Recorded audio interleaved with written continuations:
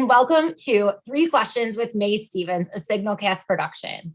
Nathan Ohle is the CEO of the Rural Community Assistance Partnership, a national network of nonprofits focused on access to water, economic development, and capacity building in rural communities across the country. Nathan previously served as a senior advisor to the U.S. Economic Development Administration and served on the White House Rural Council, leading the engagement and police-based initiatives across the Department of Commerce. Nathan is my client and also my friend. I'm excited to have you on today, Nathan. Thanks for being here. Thanks for having me, Mae. It's fun to be with you.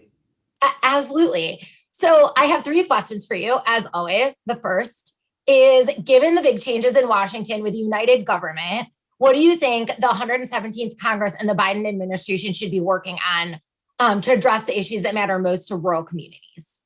So I think we're in a really historic time, quite frankly. COVID-19 obviously has an impact on every community, but in particular in rural areas, and has further exacerbated the issues that were already creeping up in those communities. So to me, the Congress should be thinking big and bold. They've got to figure out, how do we help all communities, but especially rural communities, build capacity, but also address the fundamental issues and the infrastructure and economic development opportunities that have long hurt those communities. First and foremost, most of these communities struggle to even access federal funding, let alone operationalize and understand how to be effective in that. And so first and foremost, they need to think about, how do they create better programs, easier to access programs, but also think about how those programs are funded. Most federal funding that flows to rural communities flows through the U.S. Department of Agriculture in the form of loans, when other larger communities oftentimes are able to access larger pots of funding that are grant funds. CDBG is a great example of that. While rural communities do access CDBG, they don't do it at nearly the same rates as larger communities. Number one, because larger communities are entitlement communities and get direct access, but also because they've got to compete with other rural areas and other large areas within their states for that funding. So thinking about how they create new and easy to access programs that also are grant funds that drive down the opportunity cost and allow for communities to compete, but also to think really locally about how those funding structures will work for their communities and build out economic prosperity. That's, super duper important. So given that, what are some of the things that RCAP is going to be working on in the next 2 to 4 years, given this change? Well, I think first and foremost, we will always be focused on water access and affordability issues. It's the core of what we do. But it's also been kind of the foundation upon which we've built other opportunities in rural communities.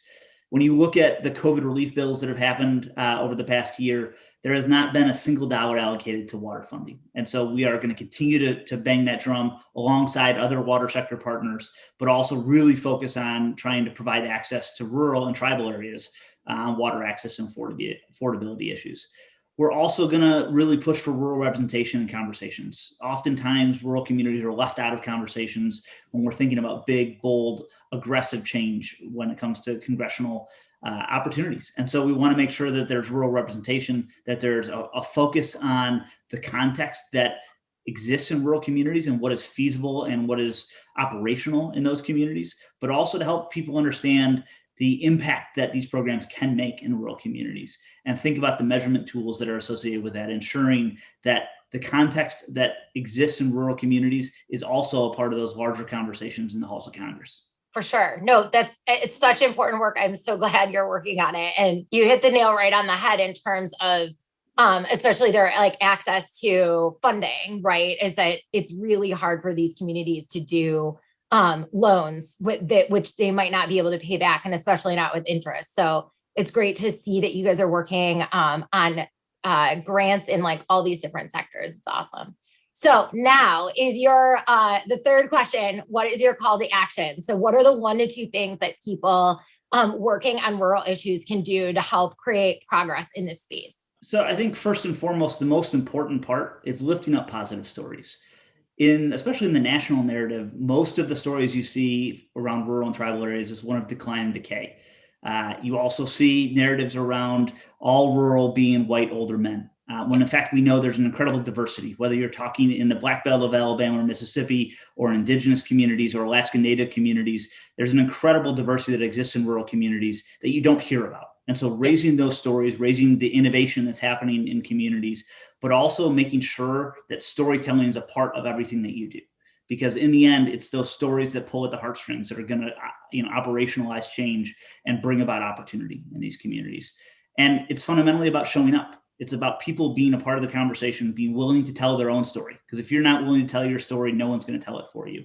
So showing up, being present in these conversations, but also showing up at other people's tables. So it's not just about my issue. If I'm talking water or broadband or housing, it's being willing to support other issues that affect positive change in rural and tribal areas across the country, and getting out of this mindset of I'm going to go get mine and make sure that my community or my specific issue is focused on, but thinking more broadly about how do we work together and collaboratively to make positive change for rural communities across several issue areas, across several communities, and making sure that people feel supported in that process.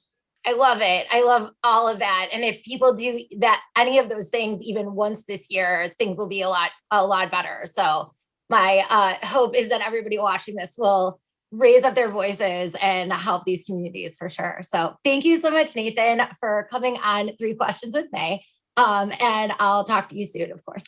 Thank you for the opportunity. Good to see you, Mae.